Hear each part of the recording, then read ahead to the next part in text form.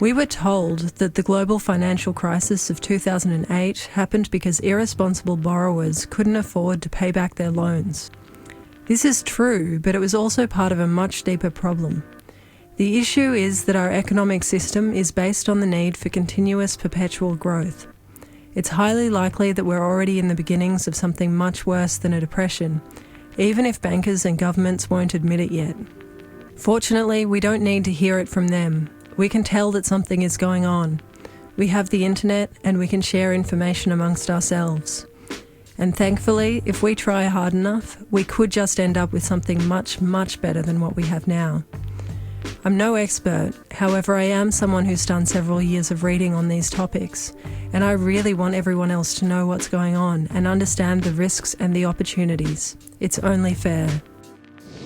So let's look at how our banking system really works. It's commonly believed that banks lend out money that they already have from invested savings. That would have encouraged a fairly stable system of banking. Instead, we have what's called a fractional reserve banking system. This means that banks can loan out almost all the money that gets deposited with them. For example, when you put $100 in one bank, they lend $90 of it to someone else, who then puts that $90 in their bank. Now there's $190 where there used to be $100. That $90 lent out will also be deposited and $81 lent again. In this way, money ends up being multiplied between 10 and 100 times. Sounds crazy, right? Less than 1% of the money in the economy is actual notes and coins. The rest are just numbers on computers, created as debt. This system rapidly increases the amount of money in the economy, which fuels economic growth, allowing most of us the ability to pay back our debts with interest, but only so long as the economy keeps on growing. One reason it won't is that ever since the Industrial Revolution, economic growth has been largely dependent on cheap fossil fuel supplies, which are now dwindling. When we first started drilling for oil, it was easy to find. It just spurted up out of the ground. We've only been drilling intensively for about 150 years, and oil is no longer easy to find. Now we drill down crazy deep through earth and ocean using expensive and risky technology. It used to cost 1 barrel of oil to get about 100 barrels of oil out of the ground. These days, 1 barrel only gets us 10 barrels back and declining, and that means it's not cheap anymore. The truth is, we're living on a planet that has finite resources. We've always opted to extract the easiest resources first while using more and more each year. Eventually, the use of these finite resources has to peak and then decline as their extraction gets harder and more expensive. And according to the Association for the Study of Peak Oil and Gas, the global peak happened in 2008. Now, this doesn't mean we're running out of oil, it just means we're running out of cheap oil. When I first heard about this, I thought, at least oil is mainly just used to drive around. But no.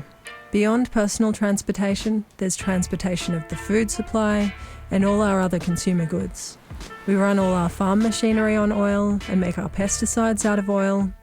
Oil is also a critical ingredient in plastics, pharmaceuticals, asphalt, paints, tyres, and even toothpaste.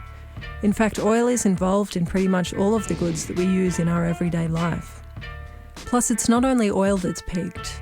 Natural gas, high-grade uranium, many rare earth minerals, phosphorus, and many other important resources have peaked as well. We're trying to grow beyond the planet's resource limits. So not only have we damaged the environment so much that we now get hit more frequently by more intense natural disasters, we've also used up most of the non-renewable resources that have been allowing us to live in this high-tech world. It's as if we're burning the walls of our house to keep ourselves warm. It can't continue forever. Anyway, quite apart from peak oil, we seem to be due for a global depression just because of the debt build-up. If you add up all of the debts in the world, it's roughly $150 trillion. You'd think it has to balance out somehow, that surely some countries are lending to other countries. But no, it's money everyone owes to the banks and their investors. The problem is, this is the world. We're not about to get bailed out by aliens. Up until now, the way banks have been lending more and more money has pushed up prices of assets like houses and stocks. This was possible because in a growing economy, debts could be paid back. But when debts finally build to an unmanageable point, as they did before the Great Depression, asset prices can and do go down. Because banks are overextended, they lend less, and because individuals, businesses and countries are also overextended, defaults become more frequent. Both defaults and reduced lending decrease the amount of money in the economy, which means less money chasing the same goods and assets. This leads to a fall in asset prices, called deflation, and means that house prices will eventually go back down to what's reasonable and affordable. So if you have a mortgage, beware that you could end up with more debt than your house is worth. This deflationary spiral also means high unemployment, high prices for necessities and hard times. That's what happened during the Great Depression, and it's what's going on now. Only this time around, the depression will be even more severe because we've never lived in such a globalised world before. And it will be a permanent decline because of peak oil. The global financial crisis was only the beginning. Since then, much of the world's middle class have been struggling just to keep up with their food, fuel, bills and mortgage or rent payments. And things can only get worse. So what can we do? In a deflationary scenario, the money from bailouts and money printing mostly goes straight into paying down debts, which is why our economies have only barely recovered since 2008. Mostly, governments, big business and the media are avoiding these issues and trying to keep the status quo alive a little bit longer, which will only end up making the crunch harder in the long run. As things get worse, governments are likely to prioritise saving themselves, for example by raising taxes and cutting spending, rather than helping us out. There isn't actually any positive strategy they could use to save us that's also in keeping with their own interests and systems. Otherwise they would have done it by now. This complex system has grown to its limit and it's now in decline, slowly dismantling itself piece by piece, delayed only slightly along the way by government intervention. Fortunately, I've learnt it's going to be somewhat okay that our systems just dismantle themselves, because there are millions of people around the world busy at work on much better systems we can replace them with. The modern industrial world hasn't really given us happiness. It hasn't even eliminated poverty. Most of us have been working way too hard. And for what? To finally exhaust the planet and suffer for it? Why not try having energy security through lower energy use? Feeling proud of feeding ourselves and making the things we need. Switching our priorities from independence to interdependence. These are changes we can make regardless of whether our governments want to help or not. There are other alternatives beyond capitalism, and I'm not talking about communism either. Both presume an industrial system which is no longer feasible or desirable. In a world with less resources and less money, year after year, if we do nothing, we'll end up with terrible living conditions, constant conflict, and potentially a new wave of fascism.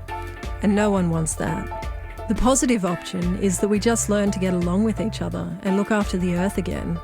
We can work together to build new infrastructures that can support meaningful work and dignified lives. We can choose to work much shorter hours, eat much healthier food, growing most of it ourselves, and spend a lot more of our time with our families and friends.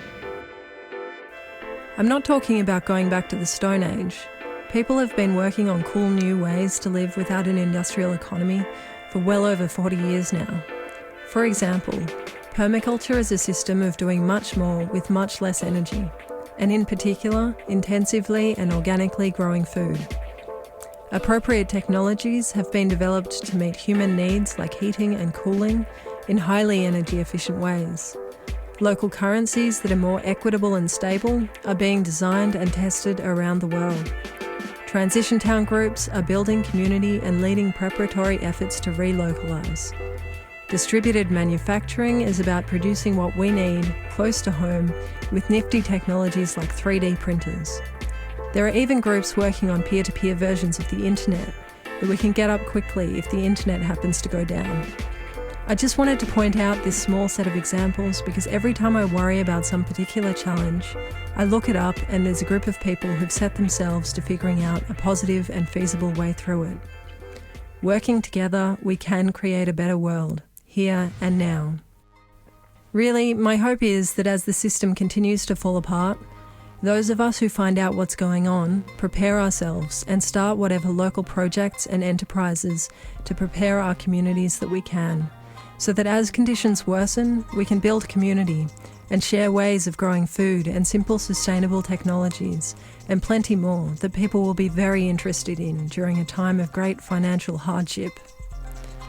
Major economic downturns throughout history have not been happy times, and this one is set to be bigger than ever before.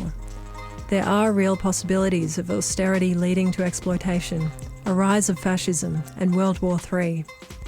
The fact that this time round some of us are aware of what's going on and are preparing for the crash, as well as the degree of free communication the internet affords us, are the main things we have going for us. We all have basic human needs for security and safety, and if we're lucky, for happiness and fulfillment as well.